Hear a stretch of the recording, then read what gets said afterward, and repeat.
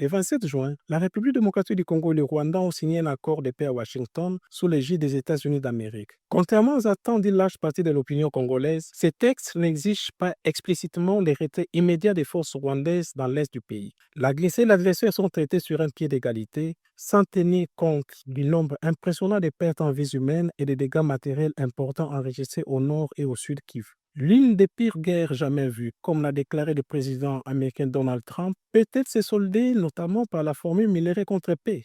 Bonjour, je m'appelle Jolino Malukissa. Je suis directeur du pilier gouvernance de Bouteli. Vous écoutez le 26e épisode de la saison 5 de Ponabiso, capsule audio de Bouteli et du groupe d'études sur le Congo. Ce podcast analyse chaque semaine un sujet de l'actualité congolaise. Nous sommes le vendredi 4 juillet 2025.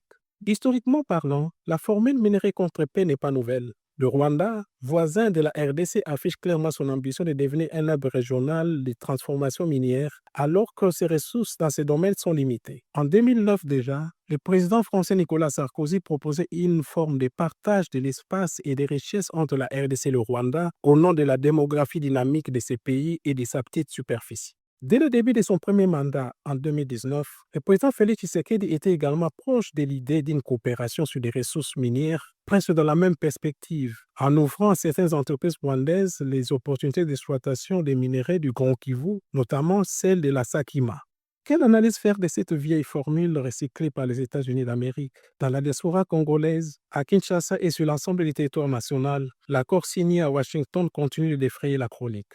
Pour beaucoup, les ressources naturelles de la RDC devaient avant tout profiter aux Congolais. Or, cet accord alimente la crainte d'un nouveau scénario de captation externe où la paix serait négociée contre une ouverture économique dont les bénéfices échapperaient encore aux Congolais. Contrairement à la RDC, le Rwanda s'est mieux préparé pour tirer profit de ces deals. En plus de son climat des affaires jugé favorable, ce pays qui veut devenir la plaque tournante de la transformation des minerais dans la sous-région a signé un accord avec les géants miniers Rio Tinto. Les entreprises américaines vont probablement s'installer au Rwanda pour transformer les minerais critiques de la RDC, lesquels intéressent davantage les États-Unis dans le contexte actuel de la transition énergétique. De ce point de vue, la valeur ajoutée pourrait se concentrer au Rwanda, aux États-Unis et non en RDC. Il faut reconnaître aussi que l'intérêt renouvelé des États-Unis pour les minerais stratégiques congolais s'inscrit dans un contexte global. En compétition avec la Chine, les entreprises américaines qui avaient quitté la RDC veulent y revenir pour ces minerais critiques. Au-delà des craintes que soulève cet accord dans l'opinion congolaise, les opportunités d'investissement même dans les secteurs extractifs apportent une contribution à la croissance et au développement économique. Il revient donc aux dirigeants congolais de mettre en place des politiques économiques devant assurer la compétitivité de l'économie nationale pour attirer les investisseurs de tous les horizons, surtout que les États-Unis ne s'intéressent qu'aux minerais critiques.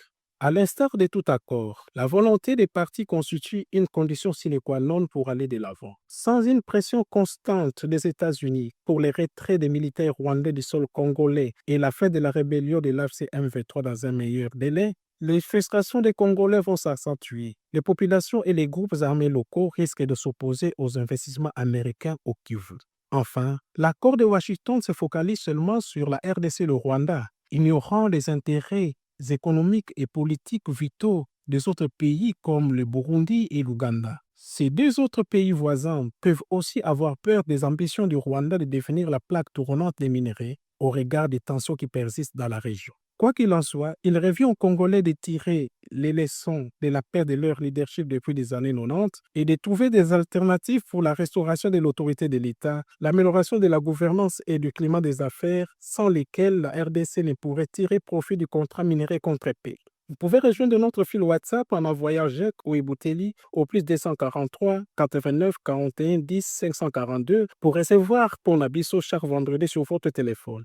À bientôt.